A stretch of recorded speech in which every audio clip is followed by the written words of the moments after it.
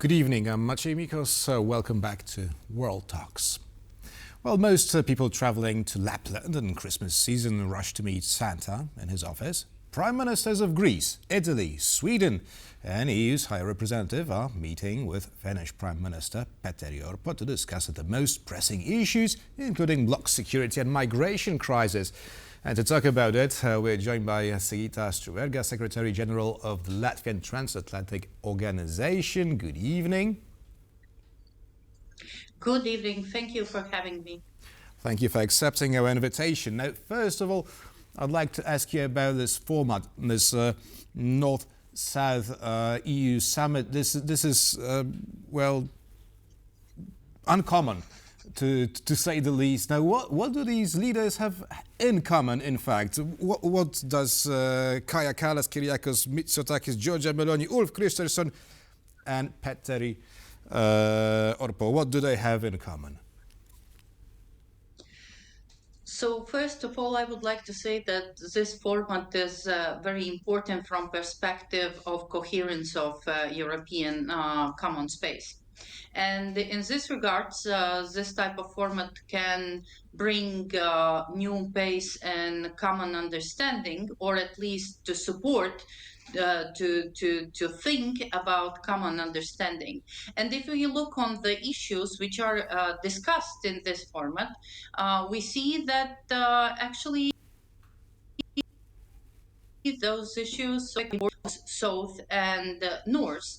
Although we have heard that sometimes politicians say that there is kind of no common understanding, and then here exactly is this migration issue, which is so important for both Finland and also and Sweden, and of course for Italy and Greece. And if we look back on the ways how Finland has fought against migration, or has tried to find solutions, or now is finding solutions for ways how to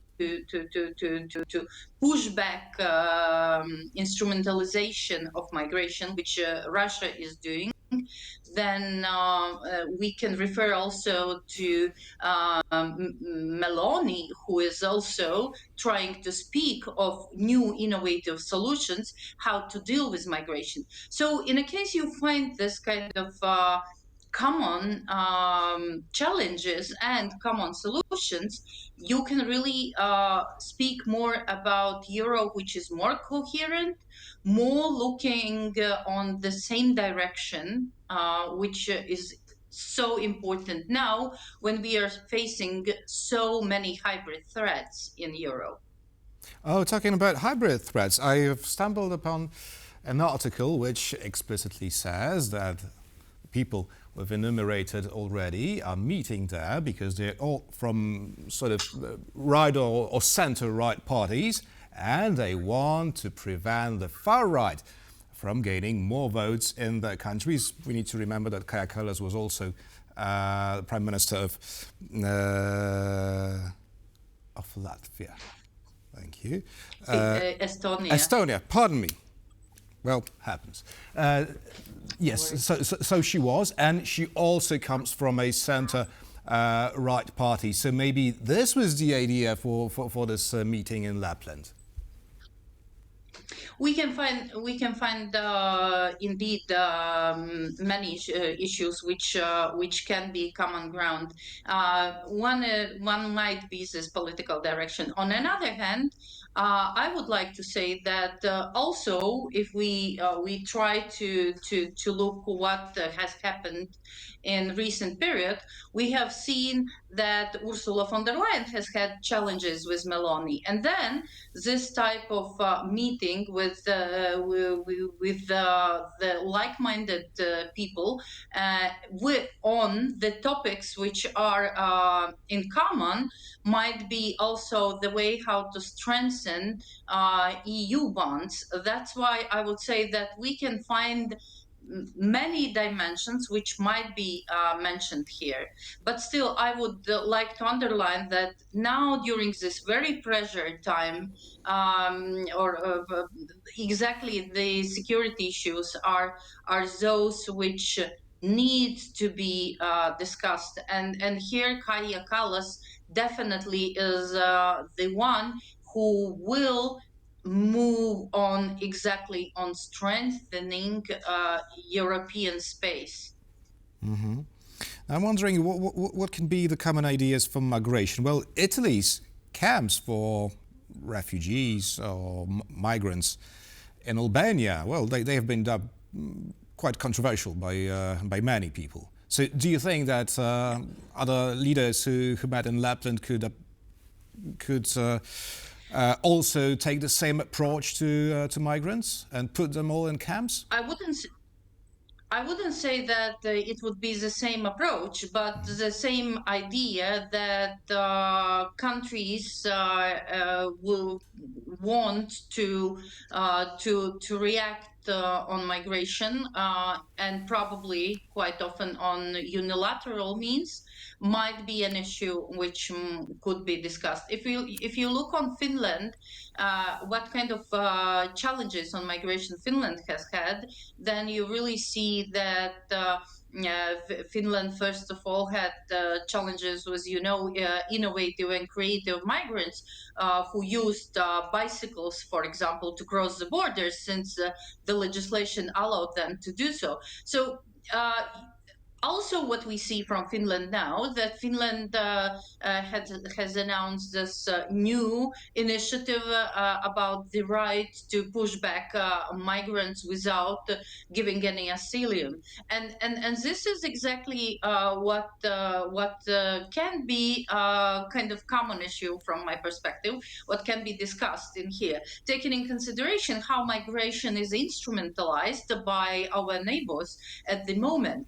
And by the way, here, Poland, Latvia, Estonia, Lithuania are facing the same challenges. And by the way, Poland, Estonia, and Latvia are sharing this common approach on fortifying borders, right?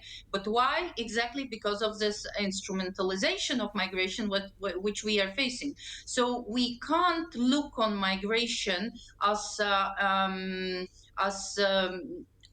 not that serious security threat, or in from perspective of hybrid war uh, context which we have at the moment. So migration is part of hybrid war. This is what we have to realize, and if we realize this point, then we see how important it is to find those new solutions, how to deal with migration. While, of course, it is clear that we will need in Europe more migrants for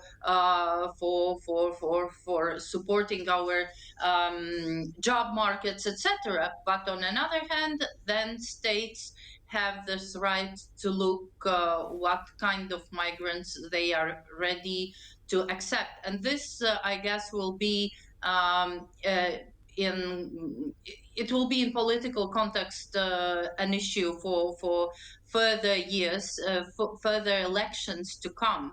And here again, then centrist right part might take this approach as one of keystones in election campaigns. Let me now quote the Finnish Prime Minister Petteri Orpo. He said, Europe has to take greater responsibility for its own security, and our greatest threat is Russia, which is trying to consolidate power and sow discord in Europe. The geopolitical situation is also very challenging in the Middle East and North Africa, for example. Now, I'm wondering whether the politicians who met in Lapland are troubled by what has happened in Syria, and with Russians relocating their bases to Libya. Now, as you said, Russia instrumentalizes the migration crisis. Could we expect another big wave from migrants from North Africa? I would like to say at first that it's not only about the ways how Russia instrumentalized migration next to our borders or in north. We also know that if there was someone who was benefiting from huge waves of migration in south, also in a way was Russia, since Russia was interested in the stabilization of European common space as such. So that's why we might see that Russia might try to look on not only northern part of Europe but also in other parts how to do destabilization or support destabilization, since we have seen it before. Now, when we have those changes in Syria, we do not know for 100% yet how situation will develop, taking in consideration that Europe is trying to build up new format of relations with this new Syrian government. And as you know, there are certain points which Europe is putting on the table. And one of the most important, of course, is Russian presence. Whether we will lead to situation that the Russians will be pushed out, I wouldn't be that sure for 100% yet. That's why I wouldn't be sure about looking in perspectives of Syrian Russian relations further. Also, what we see that Syria is not the only country where Russia is trying to establish re-establish presence in this case, but we see in other countries in North Africa that Russia is getting more active for finding new points where to stay and be. But we we do not have enough, at least from my perspective, we do not have enough data on how it might develop further. On another hand, also, we should consider other actors in Middle East and North Africa, which might become source for further migration flows. For example, in Syria, since it was mentioned already several times, in Syria we do not know whether this government, which we see now, will become, let's say, more Whether I will it wouldn't say stay on a democratic. pro-democratic course as they are sure right now, or whether they will change to I would fundamentalism?